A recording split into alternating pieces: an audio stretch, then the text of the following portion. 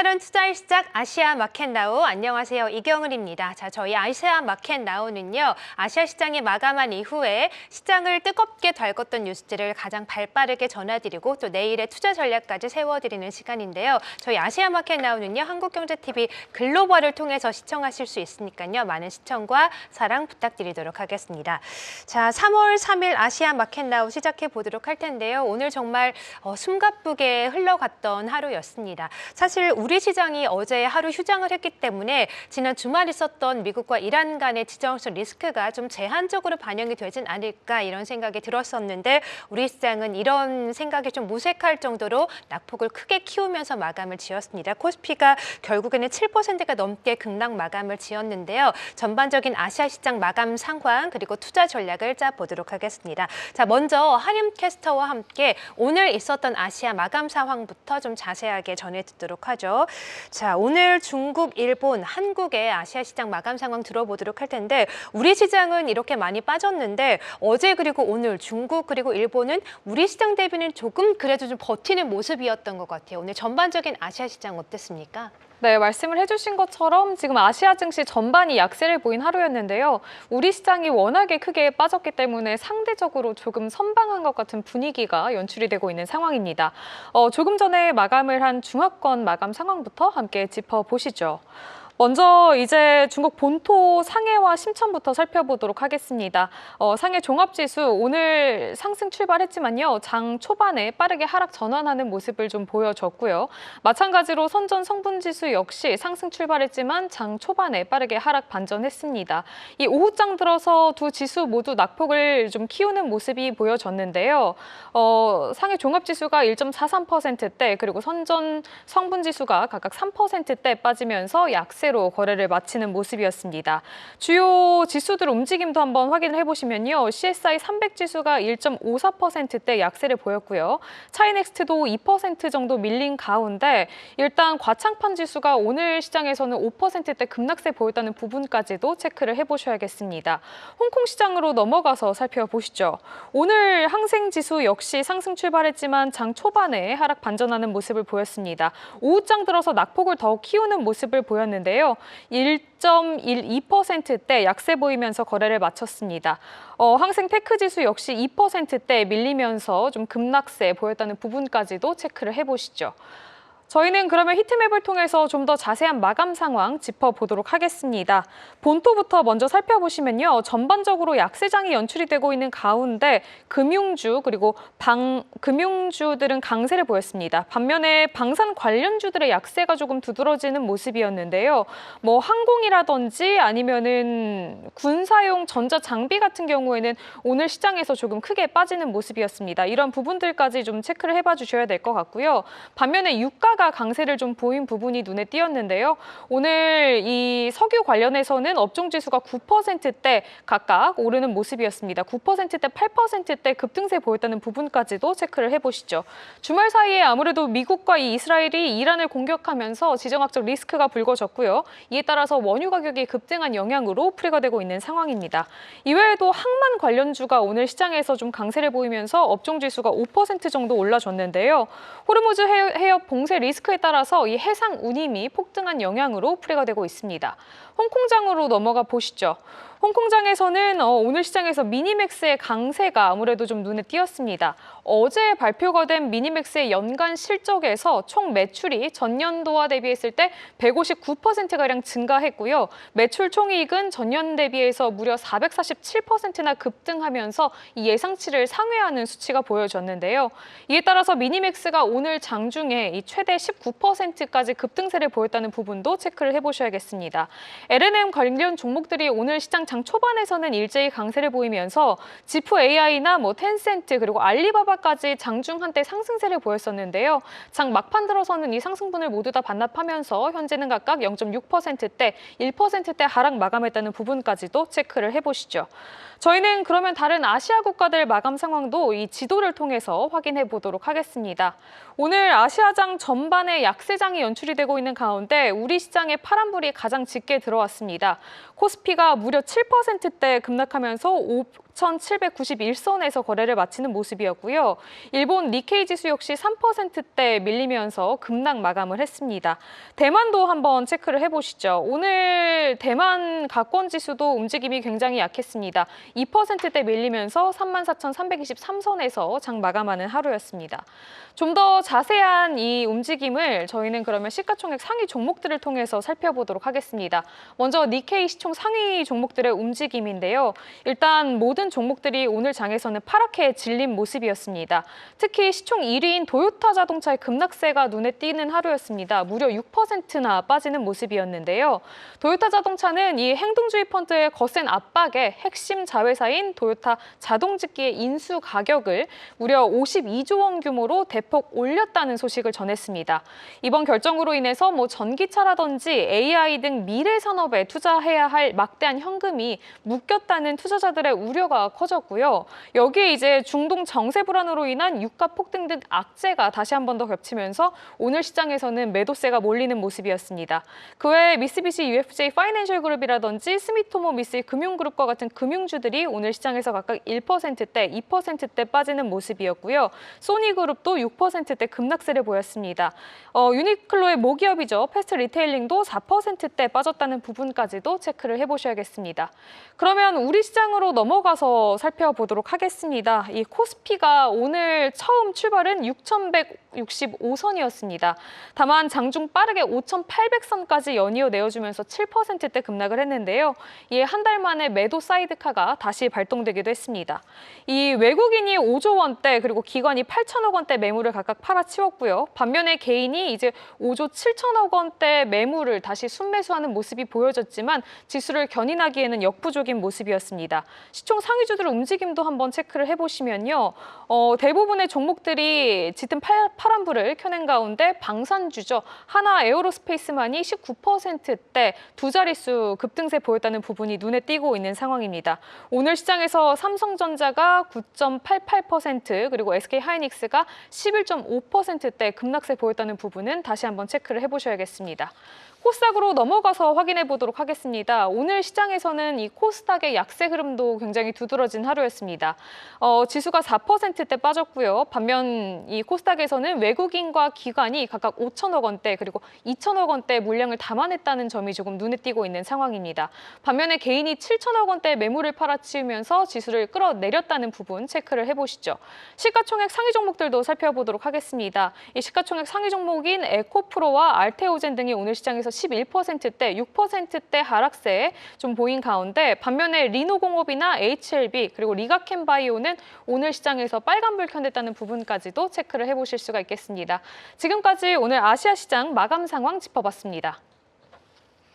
네, 자, 아시아 시장 마감 상황 전해드렸고요. 전반적인 시장의 인사이트 그리고 투자 전략까지 이분과 함께 더욱더 자세하게 짜보도록 하겠습니다. 자, 오늘도 홍콩 CSOP 자산운용의 이재충 상무님과 화상 연결되어 있습니다. 상무님 안녕하세요. 네, 안녕하세요. 네, 반갑습니다. 자, 상무님과 함께 시장 상황 점검을 해보고 또 내일의 전략도 함께 짜봐야 될 것 같습니다.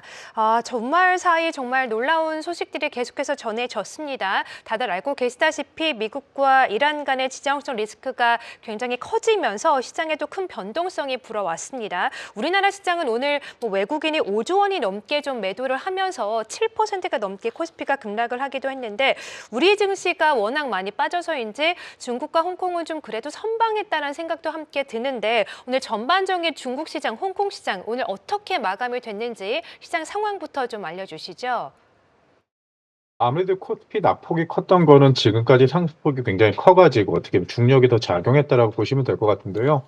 상해 종합지수 같은 경우 어제 본토는 나쁘지 않았었어요. 그래서 아무래도 본토 같은 경우는 외부적인 영향이 적다라고 판단이 돼서 혹시나 그거에 예민하게 움직이지 않을까라고 생각하면서 오늘장 좀 기대했었거든요. 그래서 상해 종합지수 같은 경우는 오늘 사실 여러 차례 반등을 시도하긴 했었는데 이제 그게 연달아 실패하면서 낙폭을 조금 키워가면서 오후장을 이제 끝냈는데 아무래도 이제 위험 심리, 그러니까 위험 회피 심리가 더 굉장히 강화된 그런 영향이라고 보시면 될 것 같고요.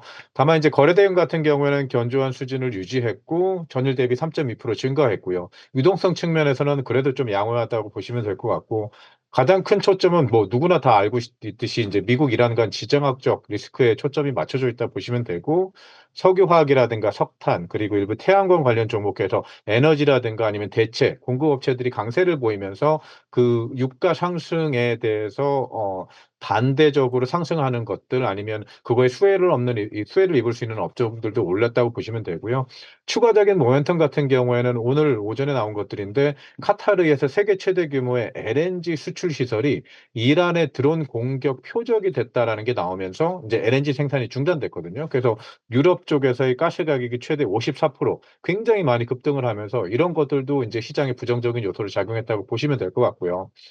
또 이제 위험 회피 심리가 이제 증가하면서 아무래도 대표적으로 안전자산들이 상승을 많이 했다라고 보는데 근데 이제 최근 오늘 같은 경우에는 이 상승했던 종목들 사이에서 금과 이제 은이죠. 차익 실현이 나타나 가지고 이것도 어떤 방향으로 흘러갈지에 대해서 조금은 또 궁금하게 보이면 되고요. 그리고 사실 그 디펜스 섹터 관련해 가지고 방산업체 관련해서 중국 업체들이 지금까지 기대만큼의 수혜를 볼 것이라고 생각했었는데 오늘 같은 경우에는 중국 외교부가 중국이 이란에 극초음속 대형 미사일을 제공할 준비를 하고 있다. 뭐 이런 뉴스들이 나온 것들에 대해서 보도가 "이거는 사실이 아니다."라고 부인을 한다면서 중국의 방산업체들이 원래 기대했던 만큼의 수익을 못 얻었다라고 보시면 될 것 같아요. 그래서 가장 큰 이유 같은 경우는 이란 분쟁 때문에 유가의 상승이라고 보시면 되는데 지금 $82까지 브렌트유가 상승했다가 지금 약간 떨어지면서 뭐 80, 79 정도로 마감을 했는데요. 아무래도 그 아시아 국가들 특히 한국과 마찬가지로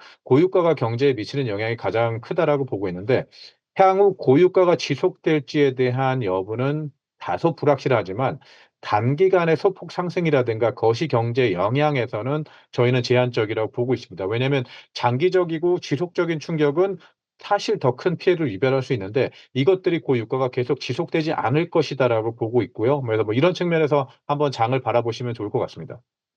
네, 자, 전반적인 오늘 중국 시장 마감 상황 전해주셨습니다. 자, 그러면 섹터별 움직임을 조금 더 자세하게 여쭤본 이후에 국제 정세 이슈도 다시 한번 여쭤보도록 하겠는데요. 이미 상무님께서 언급을 해주신 것처럼 이번 사태로 인해서 천연가스와 유가 가격이 급등하고 있습니다. 유가는 현재 뭐 $80 선에서 거래가 되고 있긴 하지만 $100까지 전망이 나오고 있는데 이런 가운데 상황이 이렇다 보니까 유가 관련주, 뭐 정유주라던가 방산주, 에너지주가 급등을 했고 여행 항공주는 또 하락하는 모습을 보였는데 오늘 전반적인 아시아 시장에서 섹터별 움직임은 좀 어땠을까요?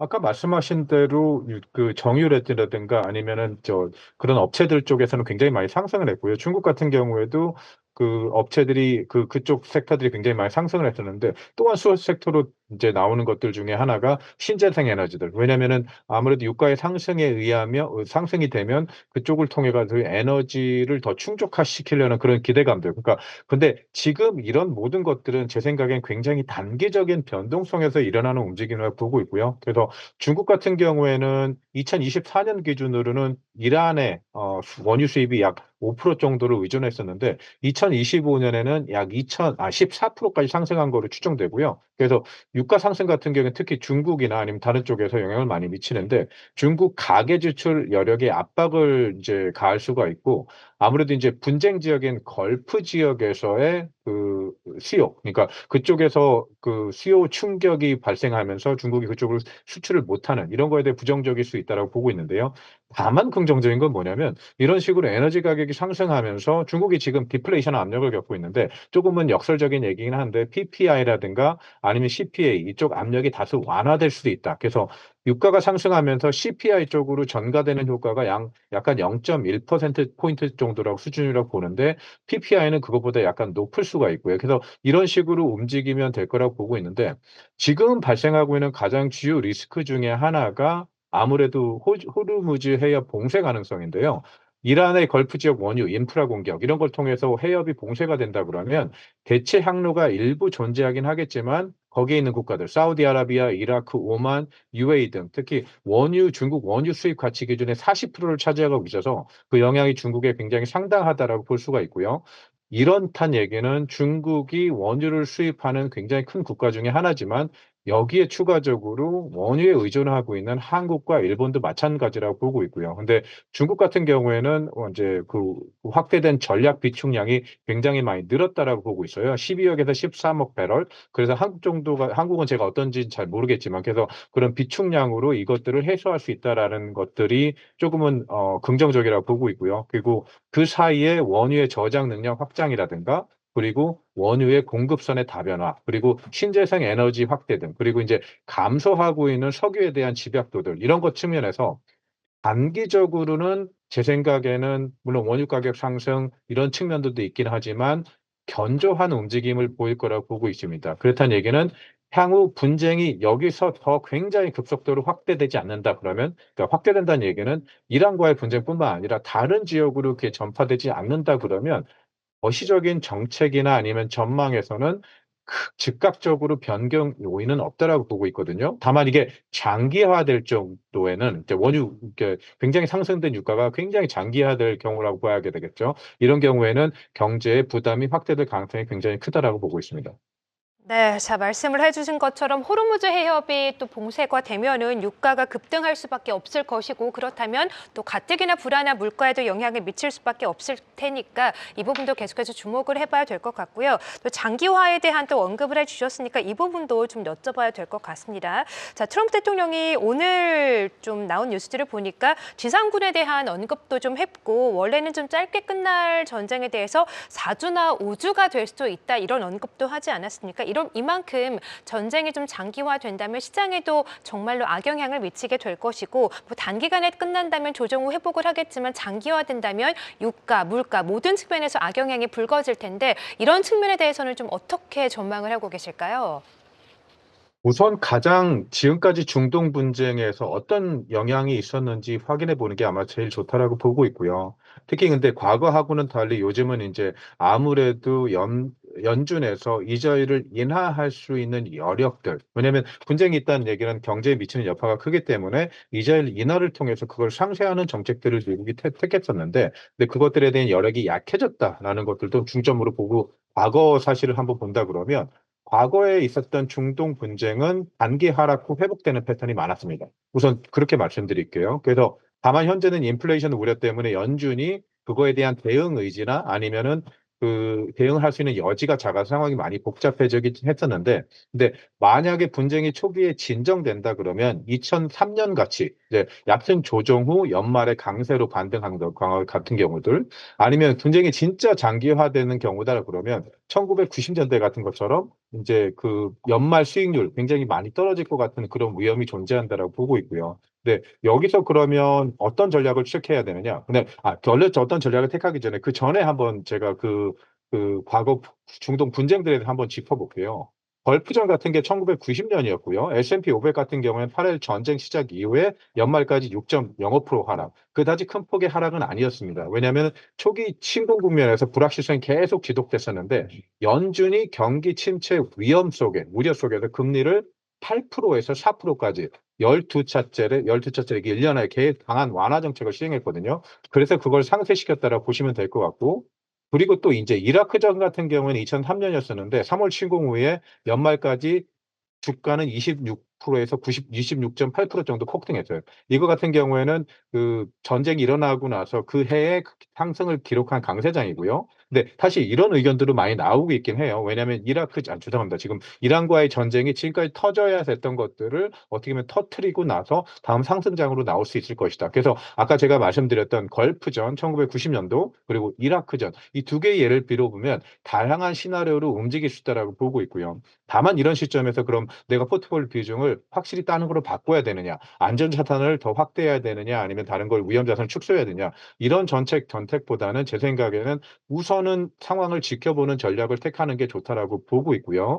그리고 만약에 혹시나 이쪽으로 해서 지금 이 전쟁 때문에 다른 포트폴리오 비중을 원하신다 그러면 방산 같은 경우에 지금 계속 국방비 지출이 늘어나고 있기 때문에 그리고 에너지 섹터 중에서도 지금 어떻게 보면 단기간 급등한 것보다는 우선 추세를 본 다음에 에너지 섹터의 어느 정도의 비중 확대 전략이 저는 유효하다고 보고 있습니다. 근데 다만 중동 전쟁 지금까지 분쟁 같은 경우에는 단기적인 변동성이 굉장히 증가하긴 했지만 2, 3개월 안에 그것들이 많이 해소가 됐다라고 생각하시면 될 것 같습니다. 네, 자 그러면 중국과 미국도 이란 간의 관계에 대해서도 짤막하게만 좀 질문을 드려보도록 할게요. 이번 사태로 인해서 이제 3월 말에 원래는 미중 정상회담이 예정이 되어 있는데 이 정상회담을 연기해야 되는 것 아니냐 이런 목소리도 나오고 있고 중국의 선택지가 좀 좁아졌다 이런 분석도 함께 나오고 있는데 이에 대한 미국과 중국, 이란 간의 관계, 복잡한 이런 관계는 좀 어떻게 보고 계실까요, 성무님? 상당히 복잡한 문제인데요. 뭐냐, 이란 같은 경우에는 지금까지 중국의 우방으로서 사실 중국이 굉장히 공들여온 나라 중에 하나였죠. 아까 말씀드렸던 것처럼 이란이 지금 그 원유 쪽으로 해서 생션을 받았는데 그거에 이제 중국의 이제 원유를 굉장히 많이 16% 정도 이란에 의존할 정도로 그 생션을 어떻게 보면 우회할 수 있는 수단을 중국이 어떻게 보면 제공해줬던 국가 중에 하나인데 근데 막상 그러면 3월 달에 아니면 4월 초에 우리가 얘기하는 시진핑과 도널드 트럼프가 만나지 않을 것이냐, 정상회담이 연기될 것이냐, 아니면 무산될 것이냐, 그렇게라고 보고 있지는 않고요. 제 생각에는 아직까지 정상회담은 지속적으로 이어질 거라고 보고 있고, 다만 중국에서 이제 취할 수 있는 입장이나 아니면은 협상 테이블에서 많은 어떻게 보면 선점할 수 있는 효과들이 줄어들 것이라고 보고 있거든요. 그래서 지금은 어떻게 보면 굉장히 힘든 상황이라서 제가 따로 이제 어떤 협상이 이루어질 것이다 이렇게 아니면 예측을 하기는 힘들고요. 이런 측면에서 중국이 아무래도 미국과의 협상에서 더 불리한 입장이라고 저는 보고 있습니다. 근데 이제 막상 정상회담이 이루어지지 않을 것이다 아니면 연기될 것이다 그렇게까지는 생각하고 있지는 않습니다. 네, 자 그런 가운데 또 중국은 내일 드디어 양회가 개막을 합니다. 연례 최대 행사인데 양회 개막과 관련해서 관전 포인트도 함께 짚어주시고 어려운 시장 상황 속에서도 투자자분들을 위해서 투자 전략까지 마지막으로 한 말씀 부탁드릴게요. 우선 양회 같은 경우는 내일 개막하면서 경제 성장 목표를 제시할 거고요. 5% 정도라고 생각을 하고 있고, 이제 이런 사태는 이제 관세 압박이나 아니면 내부 경기 여러 가지 악재들인데 여기 하나가 더 제시가 되면서 굉장히 힘든 그 양회 아니면 발표 내용이 될 거라고 보고 있는데요. 다만 일관된 메시지는 어떻게 나올 거냐면 민간 테크 기업 지원이라고 저는 보고 있고요. 거기에는 AI 섹터라든가 휴머노이드 아니면 자율주행, 신재생 에너지에 대한 지원 정책 기대해 볼 수 있다라고 보고 있고요. 다만 내수 소비 부양 관련해서는 제 생각에는 통화 정책에서 유연한 정책을 유지할 것이다. 이구 관신에 대한 계속적인 지금까지 가지고 있던 정책들을 계속 유지할 것이다. 이런 메시지 나올 거라고 보고 있는데 다만 뭐 10만 원 현금 지급에 대한 얘기가 나오고 있는데 이거에 대한 가능성 같은 게 굉장히 희박해 보이고요. 내일 전략 같은 경우는 아까 말씀드렸다시피 지금 여기서 포트폴리오를 굉장히 많이 변동시키는 거는 상당히 힘들 거라 좋지 않은 전략이라고 저는 보고 있고 한국 포함 아시아 시장에서 단기 조정폭이 많이 컸기 때문에 특히 한국 시장에서 장중 반발 매수 가능성은 오전에 있을 거라고 보고 있거든요. 다만 이제 중동 이슈가 추가적으로 악화됐을지 변동성이 더 확대될 거기 때문에 만약에 바닥 매수 같은 경우에는 실제로 들어가고 싶으시다면 추천할 종목들이 있긴 하지만 다만 레버리지 종목들을 통해 가지고 바닥 매수는 저는 제 생각에는 아직 좀 조심하셔야 될 거라고 보고 있고요. 중국 같은 경우에는 양회에서 다시 한번 주목받을 정책들 아까 제가 말씀드렸던 그런 섹터들에 대해서 어떻게 보면 지금 가지고 계신 거를 유지하는 그런 정책을 택하시면 될 것 같고요. 전반적으로 아시아 증시에서 방산주라든가 중동 정책의 장기화 가능성 때문에 그다음에 정유, 에너지, LNG 관련주 유가 상승 수혜가 기대되는 종목들이죠. 그리고 안전상 자산 성격의 배당주, 그러니까 은행 종목이라든가 아니면 금융 종목들 이런 식으로 포트폴리오를 조금은 안전하게 로테이션해서 움직여가는 것도 좋은 전략이라고 보고 있습니다.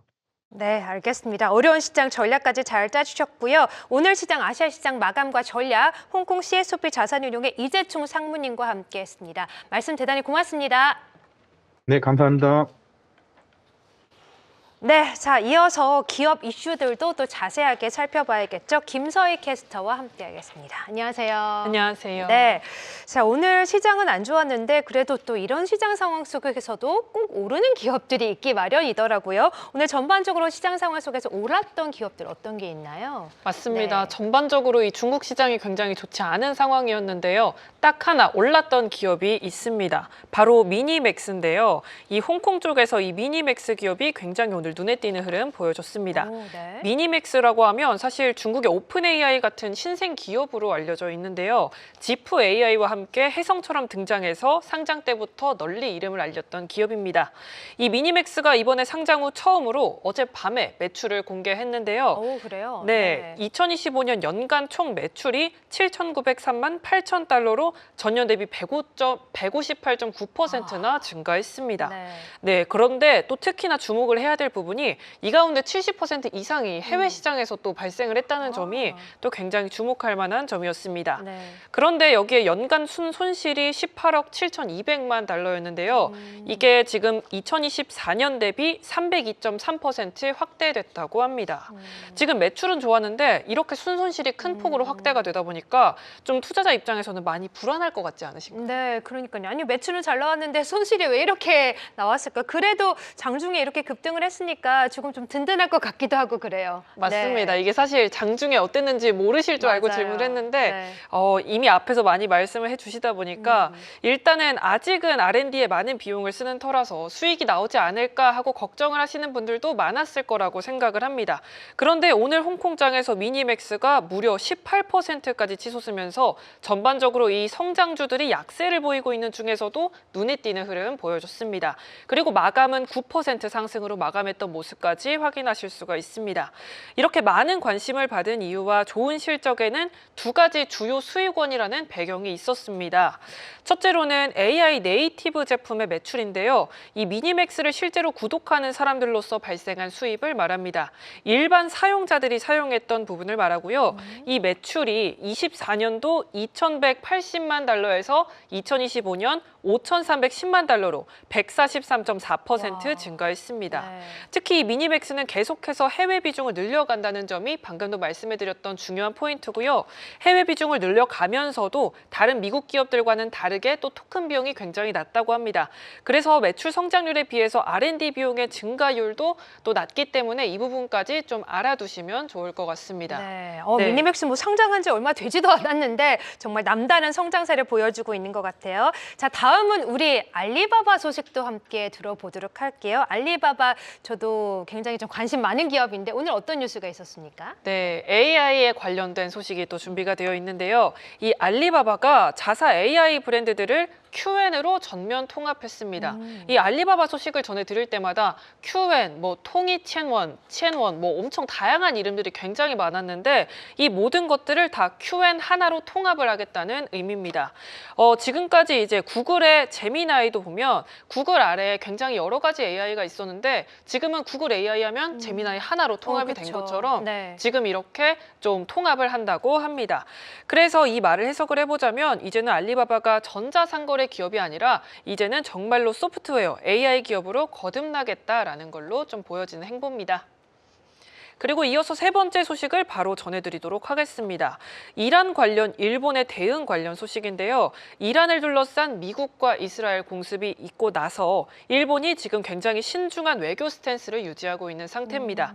다카이치 총리는 미국의 외교적 노력을 평가하면서도 공습 자체에 대해선 명확한 지지나 비판을 하진 않았습니다. 사실 일본은 미국과의 안보 동맹을 유지해야 되는 상황인데 그쵸. 중동 에너지 공급 안정도 지켜야 되는 이런 복잡한 상황에 놓여 있는 상태입니다. 네. 앵커님은 혹시 안보 동맹, 중동 에너지 공급 이 두 가지 중에 양자택일을 꼭 해야 된다면 어떤 걸 하실 것 같으세요? 너무 어렵네요. 제가 다카이치 총리라면은 둘 중에 어느 것 하나 좀 놓을 수가 없을 것 같아요. 굉장히 어려운 난제입니다. 맞습니다. 네. 지금 다카이치 총리가 이렇게 애매한 이런 스탠스를 유지하고 있는데도 다 이유가 있는 것 같습니다. 네. 특히나 이제 일본이 수입하는 원유의 상당 부분이 이 호르무즈 해협을 통과하는 원유인 만큼 이란과의 관계도 완전히 등을 돌릴 수는 없는 구조라고 합니다. 그래서 결국 일본도 국제법과 동맹 또 에너지 안보 사이에서 균형을 잡는 이런 절제된 중립 전략을 택하고 있는 걸로 보입니다. 네, 자, 미국과 이란 간의 갈등 사이에서 일본 간의 또 관계 이슈까지 함께 점검을 해봤고요. 서희 캐스터와 함께했습니다. 고맙습니다. 네, 자, 아시아 마켓 나우 저희가 준비한 소식은 여기까지입니다. 저희는 내일도 이 시간을 통해서 여러분과 함께 아시아 증시 마감 상황 그리고 투자 전략, 내일장 전략까지 함께 짜드리도록 하겠습니다. 시청해주신 여러분 대단히 고맙습니다.